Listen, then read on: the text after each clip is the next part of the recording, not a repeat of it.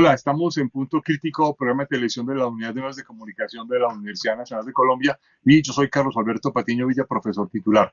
El pasado domingo 4 de septiembre asistimos al plebiscito, lo que algunos han llamado el plebiscito de salida de la constitución propuesta después de una larga asamblea constituyente en la República de Chile y que daba lugar a la creación o a la transformación del Estado chileno. Y obviamente había una obligación frente a los ciudadanos de saber qué había como resultado de una aprobación o no de este texto constituyente. Ha sido rechazado. Para entender qué significa este rechazo, para entender qué está pasando en este momento en Chile, hemos invitado al profesor Cristian Viera Álvarez, quien es profesor titular de la Escuela de Derecho de la Universidad de Valparaíso. Profesor Viera, muchas gracias por estar con nosotros en Punto Crítico. Buenas tardes, Carlos. Muchas gracias a ustedes por la invitación. Encantado de poder conversar con ustedes. Profesor Viera, yo quiero iniciar preguntándole esta derrota de casi 24 puntos del apruebo, donde el rechazo al texto constituyente pues ha marcado una sorpresa, para algunos esperada, pero en todo caso una sorpresa política profunda. ¿Qué significa en términos de el momento actual de la política chilena? Bueno, desde la perspectiva del resultado, no es sorpresivo, toda vez que no hubo ni una sola encuesta que haya advertido que la alternativa apruebo iba a ganar. Tal vez quienes estábamos por la alternativa apruebo quisiéramos de manera un poco voluntarista aferrarnos a alguna esperanza, ¿no? Sin embargo, el diagnóstico era bastante pesimista respecto a la alternativa apruebo, porque no había ni una sola encuesta que aventuraba un resultado favorable. Lo que sí fue muy sorpresivo fue la envergadura del resultado. O sea, las encuestas más distantes hablaban de 10 puntos de diferencia, es decir, 55-45, pero como usted señala, son 23 puntos de diferencia. Y eso en volumen de votos también supone una diferencia muy, muy significativa, porque a diferencia de lo que ha ocurrido desde que tenemos democracia en Chile, de comienzo de los 90, el voto fue de obligatorio.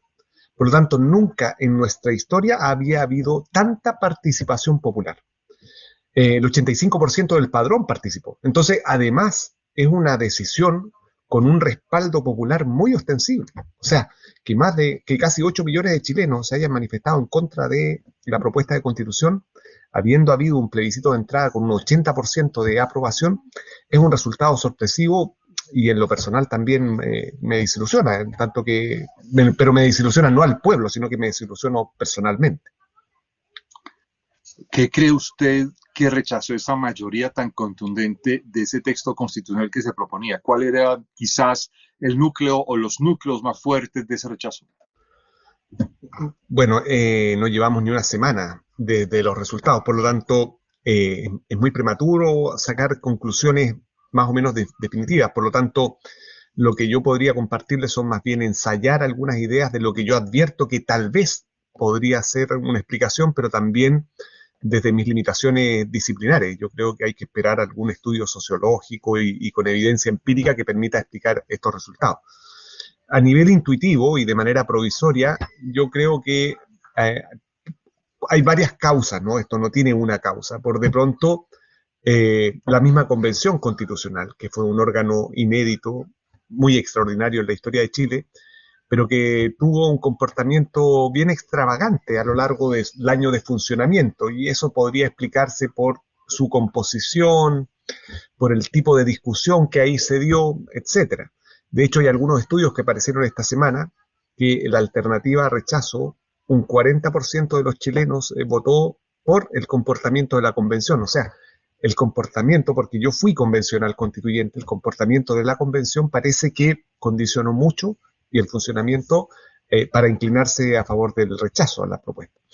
Pero además yo creo que hay algunos principios que generaron reglas que fueron, eh, eh, fueron asumidos con demasiada intensidad en el texto constitucional, ¿no? Y eso yo creo que, mirando hoy con perspectiva, tal vez fue un error. Y me refiero a la plurinacionalidad o al enfoque de género, dos principios que yo comparto, yo defiendo, pero que tal vez culturalmente aún no están lo suficientemente asentados para que al pueblo de Chile pueda generarle algún tipo de sentido. O sea, el pueblo de Chile desde la perspectiva de la plurinacionalidad no es como el pueblo de Ecuador o el pueblo de Bolivia, que ahí parece ser que ya resulta más evidente. Nosotros somos, en el hecho, un pueblo plurinacional, pero tal vez todavía nos falta asumir con más propiedad qué significa eso. A lo mejor había otras fórmulas, ¿no? A lo mejor reconocernos multiculturales y en el día de mañana avanzar hacia la plurinacionalidad. Tal vez esos principios como fueron tratados fue con demasiada intensidad y generó una distancia con la ciudadanía.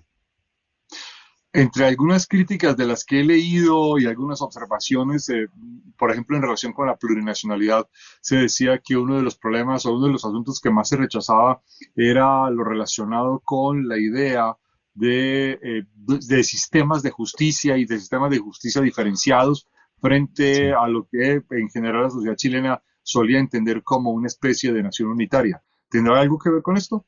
Yo creo que está relacionado con lo que le señalaba, ¿no? Yo creo que la justicia indígena, mire, yo siempre defendí que la justicia indígena no tuviera contornos, porque esos contornos, esos límites, se iban a construir por la ley, por el legislador. Por eso lo importante era el reconocimiento de la justicia indígena. Miro ahora con perspectiva y, claro, hubiese dado mucha mayor tranquilidad a la ciudadanía para no caer en aquellas caricaturas que se dieron durante la campaña, en el sentido que iban a existir no solamente justicias paralelas, sino que además, al no existir límite, que incluso iba a tratar sobre materias penales o que no iba a haber de dicha opción, bueno, tal vez hubiese sido razonable para despejar algún fantasma haber establecido límites constitucionales al pluralismo jurídico, ¿no? A la posibilidad de que exista justicia indígena, porque la justicia indígena no es una novedad en el mundo. O sea, esto existe. Desconozco si en Colombia, pero nosotros trabajamos con los modelos de Nueva Zelanda y Canadá.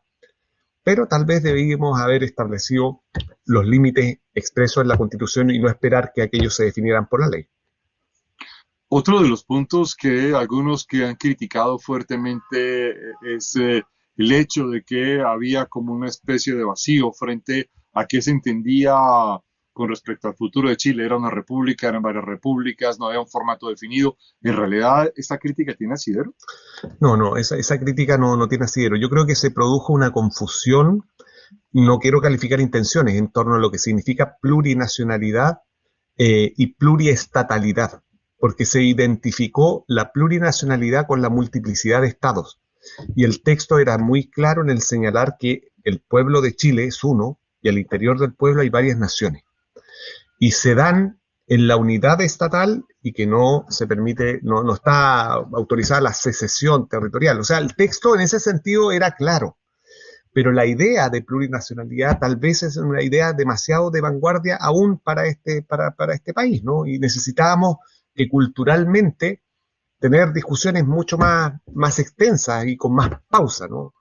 Los cambios culturales, y aquí yo pensaba que en estos temas, y que era interesante, ¿no? El derecho, en este caso la Constitución, era anticipatoria del cambio cultural. Y eso parece que es un error. O sea, el derecho más bien debe reaccionar a la cultura e ir actualizándose en conformidad va cambiándose la cultura. Pero aquí la cultura aún no se había cambiado y queríamos de manera tal vez voluntarista generar ese cambio. Y eso lo miro hoy con perspectiva, ¿no? Parece que no es adecuado. Hay una especie de situación y es que hay quienes han señalado que en 2019 vimos un levantamiento popular que rechazaba la constitución existente, así tuviera más de dos, tres decenas de reformas, de cambios, más de una cincuentena de artículos que han desaparecido de la constitución anterior, pero se rechazaba esa constitución y hay quienes han dicho que había una especie de petición de cambio, pero que el cambio quedó de alguna manera patrimonializado por sectores que a lo mejor no tenían una conexión fuerte o abierta con grandes sectores de la sociedad. ¿Esto tiene, a su manera de ver, alguna posibilidad de realidad? Hay algo de cierto en ese diagnóstico. Conviene recordar que la composición de la convención, producto de las reglas que diseñaron su composición, fue una convención muy heterogénea. O sea, por de pronto en el diseño de las reglas para la integración se permitió la lista de independientes, pero independientes fuera de pacto. Y los independientes fuera de pacto, al no abrazar un proyecto político tienen un comportamiento al interior de la convención muy errático, ¿no? Porque no responden a proyectos políticos, sino que más bien a causas gremiales, podríamos decir. Entonces generó una heterogeneidad brutal desde la perspectiva de la composición. Y esto llevaba a que las distintas perspectivas que se discutían al interior fueran atomizadas, es decir, mucho particularismo. Entonces, si unimos aquello al hecho que para aprobar cada norma se requería 2/3 de los integrantes, la conversación política era muy compleja, ¿no? Entonces eso llevaba a que para poder, no sé, tener o señalar el Estado social y democrático de derecho, era necesario discutir, conversar y ceder con otras perspectivas que a lo mejor culturalmente no estábamos lo suficientemente preparados como para que fueran aceptadas, ¿no? Entonces era muy compleja también la discusión al interior de la convención por el quórum tan exigente de 2/3. Una vez rechazado el proyecto constitucional, el presidente Boric hizo un discurso realmente bastante simple, un poco lleno de obviedades y lugares comunes, quizás buscando puntos de contacto con los otros partidos y las otras organizaciones sociales que estaban por el rechazo. ¿Cuál es el ambiente? ¿En qué está el asunto? ¿Se retoma la constituyente? ¿Se deja la constitución que existe parcialmente? ¿Realmente después de 5 días, una semana, en qué está el ámbito político en Chile? Mire, en términos como de diseño del proceso constituyente y de sus reglas, si la propuesta de constitución es rechazada en el plebiscito salida, sigue rigiendo la constitución de 1980. O sea, en términos jurídicos, eso es en lo que nos encontramos. Sigue rigiendo la constitución de 1980 y ahí se produce una paradoja política, ¿no? Porque el plebiscito de entrada decía queremos cambiar esta constitución con un 80% y en la salida sigue rigiendo la constitución. Entonces, en ese marco, dada esta paradoja, el presidente hizo un llamado, en la semana se juntaron los partidos políticos con representación parlamentaria para discutir qué va a ocurrir con el proceso constituyente.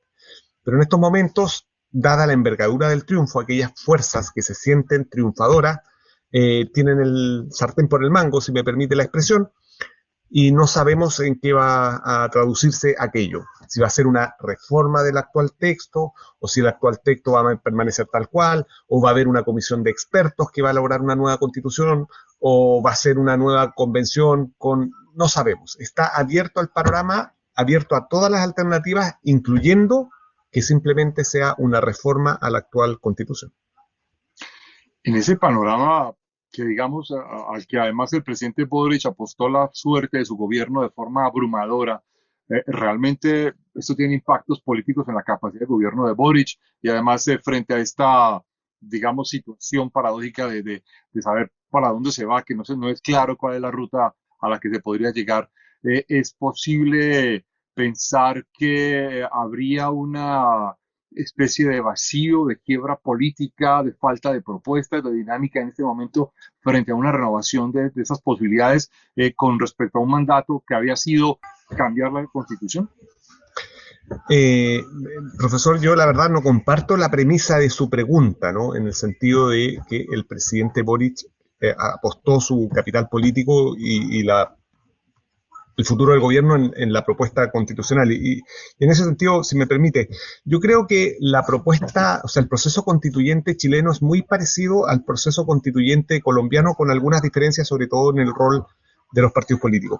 A diferencia de los otros procesos constituyentes latinoamericanos, pienso Venezuela, Ecuador y Bolivia, que fueron proyectos del gobierno, el proceso constituyente chileno fue muy autónomo del gobierno, sea del presidente Piñera, como ahora actualmente el presidente Boric. La convención fue muy autónoma de los gobiernos. ¿Bien? Ahora, el punto está en que la coalición del Frente Amplio, que es aquella de la cual forma parte el presidente Boric, claramente por años había tenido un compromiso con el proceso constituyente, pero era más bien el compromiso político de aquella coalición, pero no del gobierno. De hecho, el gobierno fue muy respetuoso de los tiempos, de las reglas y del procedimiento de la convención. Por lo tanto, en ese sentido, creo que era muy similar al proceso colombiano, con la diferencia que, a diferencia de Colombia, en Chile, los partidos políticos que tienen como más disciplina, más respeto de institución por las reglas, ¿no?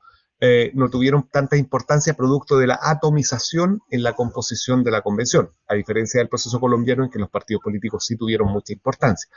Por lo tanto, y aquí respondiendo a su pregunta, yo creo que el gobierno tiene que llevar adelante un programa de gobierno y será más bien desde el Congreso Nacional, más que desde el gobierno, desde donde deberá impulsarse, si es que se impulsa, una continuación al proceso constituyente. En ese contexto, ¿usted diría que cuáles son las principales fuerzas políticas que existen hoy? Claro, uno habla de los partidos políticos. ¿Son los mismos partidos políticos de siempre? ¿Son organizaciones sociales distintas? ¿Habrá una renovación política o estamos en una especie de revivir la estructura de partidos y de organizaciones políticas previas a la movilización de 2019? Es muy complejo todo lo que ocurre, ¿no? Porque sobre todo la incertidumbre que generan los resultados, porque la crisis política que gatilló el proceso constituyente no ha desaparecido.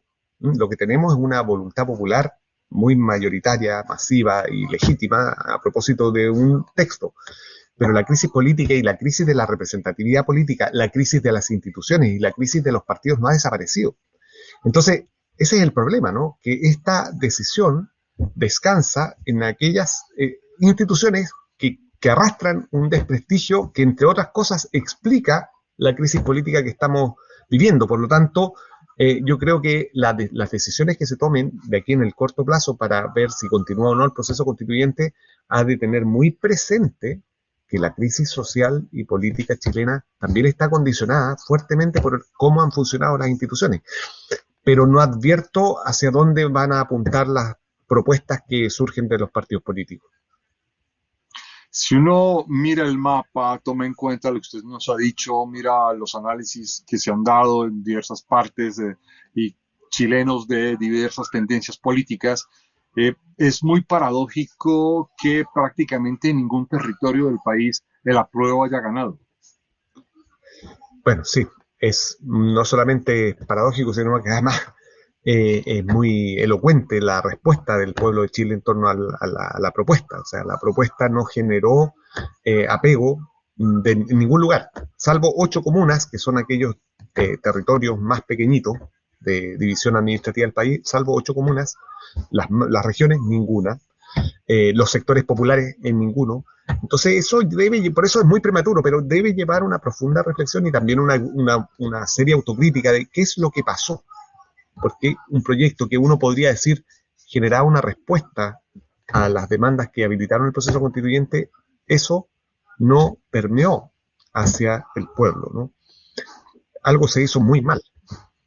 Uno podría pensar que hubo, y aquí hago un poco de pregunta de brujo, hubo una falta de búsqueda de consenso previo antes de la formulación, una especie de evaluación previa de si lo que se estaba proponiendo era lo que mayoritariamente se buscaba, hubo exceso de confianza de los constituyentes. ¿Qué pasó? Bueno, yo creo que las dos premisas suyas son correctas y podríamos agregar más. Uno, un exceso de confianza. O sea, yo creo que nosotros pensamos, yo creo que era carrera ganada. Sobre todo porque los resultados de composición de la convención fueron similares a los del apruebo de entrada, es decir, 80%. Entonces, primero, exceso de confianza, usted tiene la razón.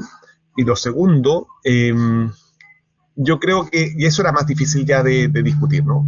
Dada la integración y el exceso de particularismos discursivos, eso llevaba a que la conversación política fuera muy difícil.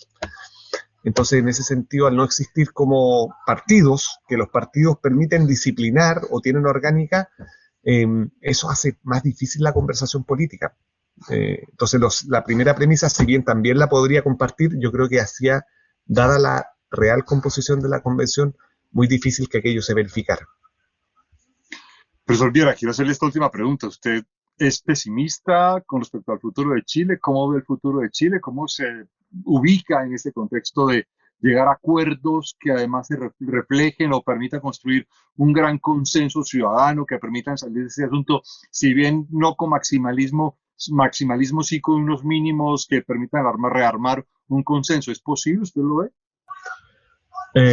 Yo creo que es posible continuar el proceso constituyente. Yo creo que la responsabilidad política de los que se comprometieron con aquello está en juego, ¿no? Otra cosa es cuál va a ser el resultado de esa continuación. Pero yo creo que va a continuar esto abierto porque tiene que en algún momento cerrarse y superar la Constitución de 1980, pero en su contenido yo creo que el resultado es muy abrumador y en términos como de derechos sociales no va a ser lo que yo hubiera esperado que fuera, ¿no? Superar el paradigma neoliberal que está muy presente en el texto constitucional chileno. Profesor Cristian Viera, pues le agradezco muchísimo su explicación. Realmente esto nos da un panorama muy abierto frente a este asunto. No quisiera dejarlo ir sin un último, digamos, apunte pequeño, y es, ¿cuál cree usted que es la referencia que deberíamos mirar para entender el Chile que viene? Eh, yo creo que en general lo que está ocurriendo en el mundo, en procesos electorales y la importancia de la democracia digital, tal vez puede ser una buena pista para entender lo que está ocurriendo frente a resultados electorales que nos resultan sorpresivos. Ustedes lo experimentaron también en Colombia, el Brexit, las elecciones presidenciales en Brasil, en Estados Unidos, en Hungría, lo que ocurre en España en algunas comunidades. O sea, yo creo que la importancia de la democracia digital está subestudiada y subanalizada, y hay algo que tenemos que hacer ahí porque contiene amenazas democráticas que pueden ser muy, muy, muy peligrosas. Profesor Viera, muchísimas gracias por estar con nosotros en Punto Crítico, muy amable. Encantado, buenas noches. Los esperamos a todos ustedes en una próxima emisión de Punto Crítico, muy amables.